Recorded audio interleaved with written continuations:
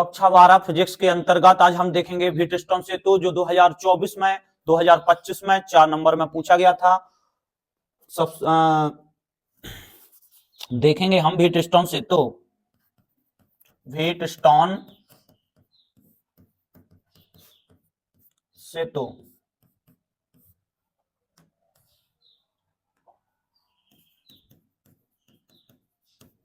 Wheatstone ने 4 प्रतिरोध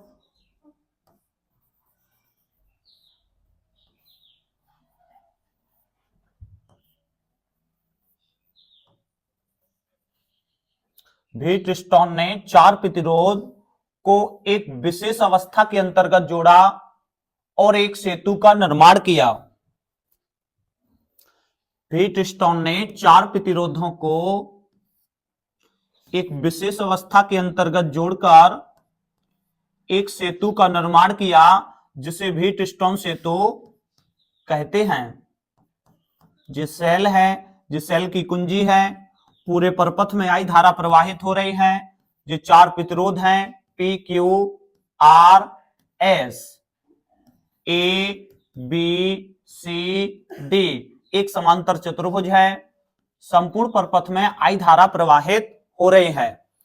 एक विकर्ण एसी के मध्य सेल और सेल की कुंजी को जोड़ा गया था और एक विकर्ण बीडी के मध्य एक धारामापी और धारामापी की कुंजी को जोड़ा गया था। तो व्हीटस्टोन सेतु का सिद्धांत कहता है, व्हीटस्टोन सेतु के सिद्धांत से, यानी जब सेल की कुंजी K1 को ऑन कर, सेल की कुंजी K1 को ऑन कर परिपथ में जब धारा I प्रवाहित की जाती है तो चारों प्रतिरोधों को इस प्रकार समायोजित किया जाता है कि धारामापी की कुंजी K2 के ऑन होने पर भी धारामापी से कोई विक्षेप प्राप्त ना हो, अर्थात धारामापी से कोई धारा प्रवाहित ना हो, यानी यहां से विक्षेप शून्य हो। तो हम कह सकते हैं तो जो आपका चारों प्रतिरोध हैं इस प्रकार इसको समायोजित किया गया था कि P बटा Q बराबर R बटे S का हो। तो ये आपकी क्या है, एक व्हीटस्टोन सेतु की एक शर्त है कि जब सेल की कुंजी K1 को ऑन कर चारों प्रतिरोधों को इस प्रकार समायोजित किया जाता है कि धारामापी की कुंजी K2 के ऑन होने पर भी धारामापी से कोई धारा प्रवाहित ना हो, तभी सेतु संतुलन में होता है। और सेतु की संतुलन अवस्था के लिए P बटे Q बराबर R बटे S हम सिद्ध करेंगे। तो पहले सिद्धांत देखें। जब सेल की कुंजी K1 को ऑन कर चारों प्रतिरोधों को इस प्रकार समायोजित किया जाता है कि धारामापी की कुंजी K2 के ऑन होने पर भी धारामापी से कोई धारा प्रवाहित ना हो, अर्थात धारामापी से विक्षेप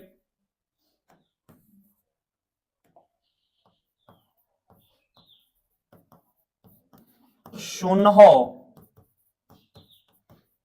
तब सेतु संतुलन की स्थिति में होता है। सेतु की संतुलन अवस्था में P बटा Q बराबर R बटा S, जी क्या है, सेतु की संतुलन अवस्था। जब सेल की कुंजी K1 को ऑन कर चारों प्रतिरोधों को इस प्रकार समायोजित किया जाता है कि धारामापी की कुंजी K2 के ऑन होने पर भी धारामापी से कोई धारा प्रवाहित ना हो, तभी सेतु संतुलन में होता है। अब संपूर्ण परपथ में आई धारा प्रवाहित हो रही है, जब धारा ए पर आएगी तो यहां I1 और यहां से I2 प्रवाहित होगी, धारामापी से IG प्रवाहित होगी, यहां I3 प्रवाहित होगी और यहां पर I4 प्रवाहित होगी। तो हम किरचॉफ के दोनों नियमों के आधार पर, किरचॉफ के प्रथम नियम के आधार पर और किरचॉफ के द्वितीय नियम की सहायता से हम व्हीटस्टोन सेतु की शर्त P बटा Q बराबर R बटे S को सिद्ध करेंगे। तो देखें सूत्र की स्थापना, सूत्र की स्थापना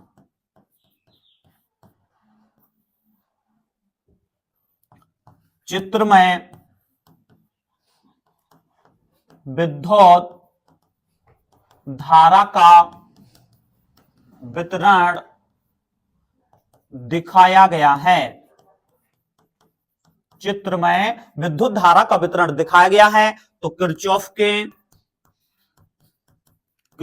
के प्रथम नियम से, किरचॉफ के प्रथम नियम से, किरचॉफ ने प्रथम नियम में बताया था कि किसी विद्युत परपथ की किसी भी संधि पर मिलने वाली समस्त धाराओं का बीजगणितीय योग शून्य होता है। तो किरचॉफ के प्रथम नियम से बी संधि पर देखें, बी संधि पर कौन सी धारा आ रही है बी, और उसने ये भी बताया था चिन्ह प्रपाटी में कि संधि की ओर आने वाली धारा को धनात्मक और संधि से दूर जाने वाली धारा को ऋणात्मक लिया जाता है। तो बी संधि पर I1 आ रही है, IG जा रही है और I3 भी जा रही है। तो I1 धनात्मक होगी, IG ऋणात्मक होगी, I3 भी ऋणात्मक होगी और समस्त धाराओं का बीजगणितीय योग शून्य होता है। तो सेतु की संतुलन अवस्था के लिए, सेतु की संतुलन अवस्था में, सेतु की संतुलन अवस्था में IG का मान क्या होता है? 0। सिद्धांत में हम पढ़ चुके हैं कि सेतु की संतुलन, सेतु कब संतुलन अवस्था में रहता है? जब धारामापी से कोई धारा प्रवाहित नहीं होती है। तो धारामापी की धारा हो जाएगी आपकी 0।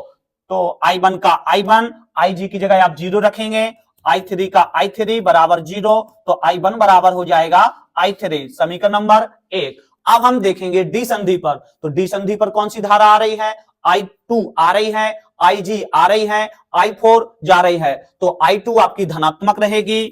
डी संधि पर, डी संधि पर कौन सी आ रही है? डी पर आ रही है I2, IG और I4 जा रही है। और सेतु की संतुलन अवस्था में IG का मान क्या होता है? 0। तो I2 का I2, IG 0 हो जाएगा, I4 का I4 बराबर 0, तो I2 बराबर हो जाएगा I4। समीकरण नंबर 2। ये था किरचॉफ का प्रथम नियम। और किरचॉफ के द्वितीय नियम के अनुसार ये फर्स्ट बंद पास है, ये आपका सेकंड बंद पास है। तो किरचॉफ के द्वितीय नियम के अनुसार, द्वितीय नियम में किरचॉफ ने बताया था कि प्रत्येक बंद पास के विभिन्न खंडों में बहने वाली धारा के संगत प्रतिरोध के गुणनफलों का योग उसी बंद पास में लग रहे विद्युत वाहक बलों के योग के बराबर होता है। तो यहां से आपका एक बंद पास ये है और एक बंद पास ये है। तो किरचॉफ के द्वितीय नियम से, किरचॉफ के द्वितीय नियम से, किरचॉफ के द्वितीय नियम से, हाँ यहां पर देखें A B D A बंद पास और B C D B बंद पास। तो A B D A बंद पास में धारा और धारा के संगत प्रतिरोध के गुणनफलों का योग उसी बंद पास में लग रहे विद्युत वाहक बलों के योग के बराबर होता है। तो ए से बी की ओर देखें, धारा का क्रम सही है। तो I1 धारा है और इसके संगत प्रतिरोध क्या है? P। तो I1 P।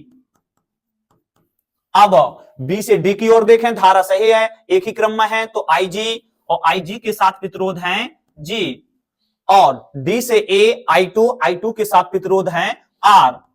पर विपरीत क्रम में है तो माइनस का I2 R बराबर 0।